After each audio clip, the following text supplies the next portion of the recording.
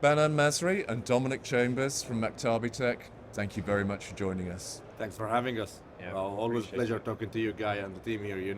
Thank you. I think the AV magazine is doing great things, really. You're one of the few that we actually follow and read and look forward to working with you every year. So thanks for having us again. You're very welcome. Now, MaktabiTech has recently opened up in the UAE, previously in Saudi, now in the UAE as well. Why did you make that decision and why did you make that move? Well, look, man, we wanted to diversify our portfolio. So if you look at Saudi 5 years ago and before that, most of the projects in Saudi Arabia were commercial projects, so command and control centers, boardrooms, meeting rooms, training centers, etc. Yeah. Now, the field of the entertainment is increasing, but if you look at the local talent, it's not there to work in that sector specifically.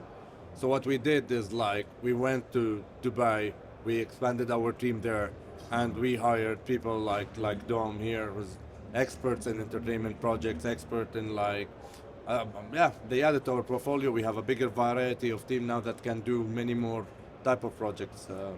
Yeah, I think there's also the element of most companies were moving from the UAE to Saudi. They based themselves there originally, and then they transitioned to Saudi. And you look at the museums, the entertainment hubs that are being built there now. A lot of companies moved from the UAE for that. Now, as of 10 years ago, which was when Dubai, Abu Dhabi started expanding rapidly, we're coming to the end of the asset life cycle. We're coming to places needing to be renovated and upgraded.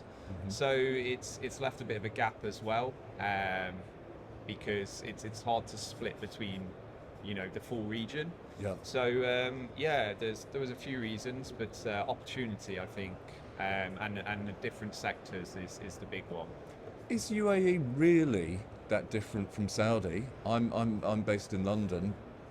What would a Londoner not know about the differences? There's a massive difference between Yeah. the markets. Yeah, as I told you, in Saudi, man, okay, I'll split it in another way. Yeah. I say in Saudi, the projects are the must-haves. Yeah. So now you need a boardroom, you need a meeting room, you need all these stuff. In Dubai, they finished all that and they're working on the nice to have. So innovation hubs, experience centers, visitor centers, they're exceeding in that area. While in Saudi, they're building the biggest command and control centers, they're building the biggest boardrooms. So this is the massive difference. It's the way different type of projects.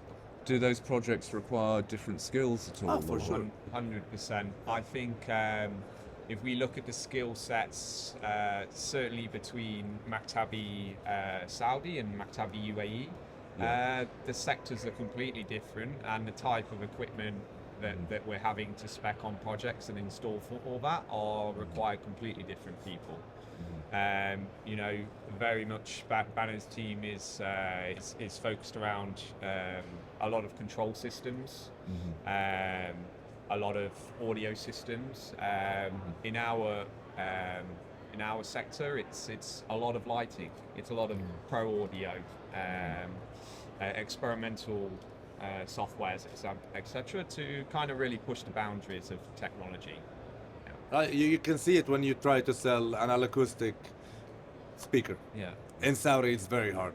In Dubai, everyone knows the value of the proper audio system to be used in a club, to be used in a It's coming though, It's for coming. sure. For The sure. infrastructure's built now in Saudi, or it's getting there. And the next thing, as Banan said, is it's what the people want then, I think being able to grow in the UAE allows us to take that skill sets into Saudi. Likewise, we're able to use the caliber of resource that Maktabi Saudi has for their specialist products and bring that to the UAE. So it's a nice balance we've got going on. Yeah. You've just opened. Do you have any projects of it? What kind of work are you doing in UAE currently? Yeah, so we opened in August in summer. Our new office is just being renovated at the moment. Now we're around 35 staff members already, with a heavy focus on technical talent in the region. We have been focusing now on a lot of quantity of projects on restaurants, F&B outlets. We have been doing lots of works for some of the major players in the region on cultural centres, on museums, mostly audio projects and lighting projects. Right now we're building our portfolio so that we can then do these projects ourselves in the UAE. Now in Saudi, Yeah. very established. Yeah. What True. kind of work? What kind of? Is there anything that stands out in the work that you're doing in Saudi? 100%. Like, I would love you to visit our offices in Saudi I'd love to visit because too. I want to show you something. I don't think the others are looking into it, and we have a massive R&D department that literally creates AV solutions for us. Not only integration, like for example, in boardrooms now, we have a layer that goes over all the systems using AIs. So if you come to our office, you can talk to the system and you'd be like, hey, listen, what's on input number 1? And we'll tell you, oh, it's Banan's laptop with an Excel sheet. Okay, can you display it on the screen, please? And you will see it immediately, you know. So we try to do things differently. We're not like one of those companies who take everything for granted. Yeah. We love to try new stuff internally. So we built a full innovation center. We have an immersive room in the office. We have a boardroom with motorized screens. We have a command and control center that I call it a testing environment. So that's for us before it is for the customer to come and see and try stuff before they buy. Our engineers stay on it. We're very happy to have ideas, to listen to ideas from our programmers. They listen, let's try this and that. It gets us excited, you know? So that's what makes us different than others.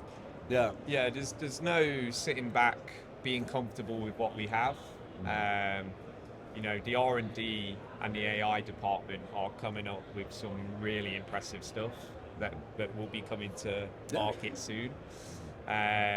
You know, when I personally saw it for the first time, I was pretty blown away. I've not seen anything like it before. So Even we asked manufacturers to do something specific for us to be able to do that with the video processing power and they love the idea as well. So I think maybe next year we'll have a booth even here to show our new products. Fantastic. Yeah. And then on the side of that, you know, so that's the R&D. We also invested heavily in content creation. Yeah. If we were going to move into these entertainment-based projects, we can now offer a full solution right from concept all the way to the actual content you're going to put up there, and then the after-sales support as well. So not many companies.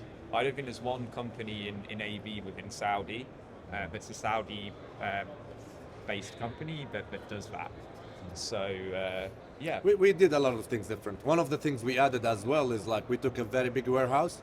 Yeah. So we have a rack building facility in our office. So whatever projects we take, the material goes to our warehouse, it's updated, it's upgraded, it's tested, the whole thing is done. Then the rack is taken to the customer and just installed, you know? So this helped a lot as well, like raising our quality to the next level. And yeah, we're happy, man. We love what we do. We really do. Like we wake up and go for it. The team's great. You know, it's like one big family. No one's a finished article when they come in. Like education and training's massive for guys. So yeah. And is the Middle East in general? Is it very different from the UK and American AV markets? Yes, it is much different.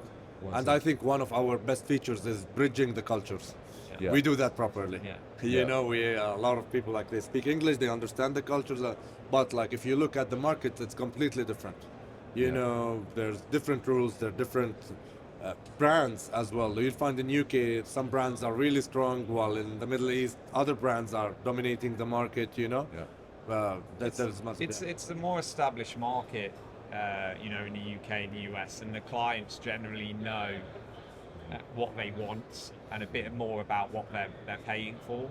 So you have to go down the route of educating the clients and the end users more, I would say, than elsewhere. Also, the presence of the consultants is way bigger in Europe and like USA over in Saudi.